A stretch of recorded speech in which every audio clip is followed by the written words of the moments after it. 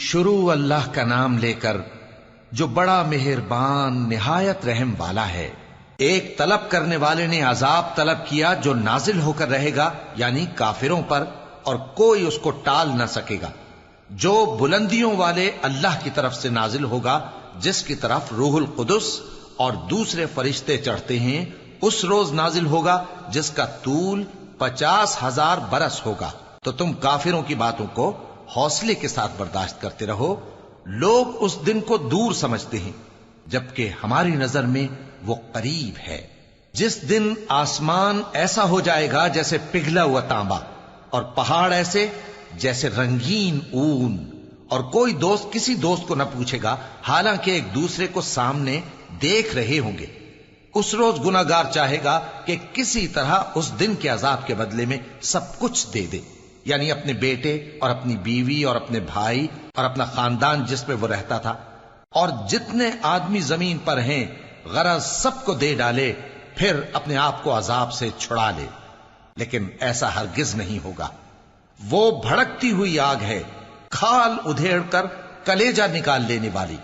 وہ ان لوگوں کو اپنی طرف بلائے گی جنہوں نے دین حق سے اعراض کیا اور منہ پھیر لیا، اور مال جمع کیا، پھر سینت سینت کر رکھا۔ کچھ شک نہیں کہ انسان کم حوصلہ پیدا ہوا ہے۔ جب اسے تکلیف پہنچتی ہے تو گھبرا اٹھتا ہے، اور جب ملتا ہے اس کو مال تو بخیل بن جاتا ہے۔ مگر نماز ادا کرنے والے جو نماز کا التزام رکھتے اور ہمیشہ پڑھتے ہیں، اور جن کے مال میں حصہ مقرر ہے، یعنی مانگنے والے کا اور نہ مانگنے والے کا، اور جو روز جزا کو سچ سمجھتے ہیں، اور جو اپنے پروردگار کے عذاب سے خوف رکھتے ہیں، بے شک ان کے پروردگار کا عذاب ہے ہی ایسا کہ اس سے بے خوف نہ ہوا جائے۔ اور جو اپنی شرمگاہوں کی حفاظت کرتے ہیں مگر اپنی بیویوں یا باندیوں سے کہ ان کے پاس جانے میں انہیں کچھ ملامت نہیں، اور جو لوگ ان کے سوا اور طریقے ڈھونڈیں تو وہ حد سے نکل جانے والے ہیں، اور جو اپنی امانتوں اور اپنے عہد و پیمان کا پاس کرتے ہیں، اور جو اپنی گواہیوں پر قائم رہتے ہیں، اور جو اپنی نماز کی پابندی کرتے ہیں، یہی لوگ جنتوں میں عزت و اکرام سے ہوں گے۔ تو اے نبی، ان کافروں کو کیا ہوا ہے کہ تمہاری طرف دوڑے چلے آتے ہیں، دائیں اور بائیں سے گروہ گروہ ہو کر جمع ہوتے جاتے ہیں؟ کیا ان میں سے ہر شخص یہ امید رکھتا ہے کہ نعمت کے باغ میں داخل کیا جائے گا؟ ہرگز نہیں۔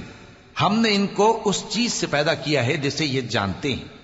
پس مشرقوں اور مغربوں کے مالک کی قسم کہ ہم طاقت رکھتے ہیں، یعنی اس بات پر کہ ان سے بہتر لوگ بدل لائیں، اور ہم عاجز نہیں ہیں۔ تو اے پیغمبر، ان کو باطل میں پڑے رہنے اور کھیل لینے دو، یہاں تک کہ جس دن کا ان سے وعدہ کیا جاتا ہے وہ ان کے سامنے آ موجود ہو۔ اس دن یہ قبروں سے نکل کر اس طرح دوڑیں گے جیسے کسی مقابلے کے نشان کی طرف دوڑے جا رہی ہوں۔ ان کی آنکھیں جھک رہی ہوں گی اور ذلت ان پر چھا رہی ہوگی۔ یہی وہ دن ہے جس کا ان سے وعدہ کیا جاتا تھا۔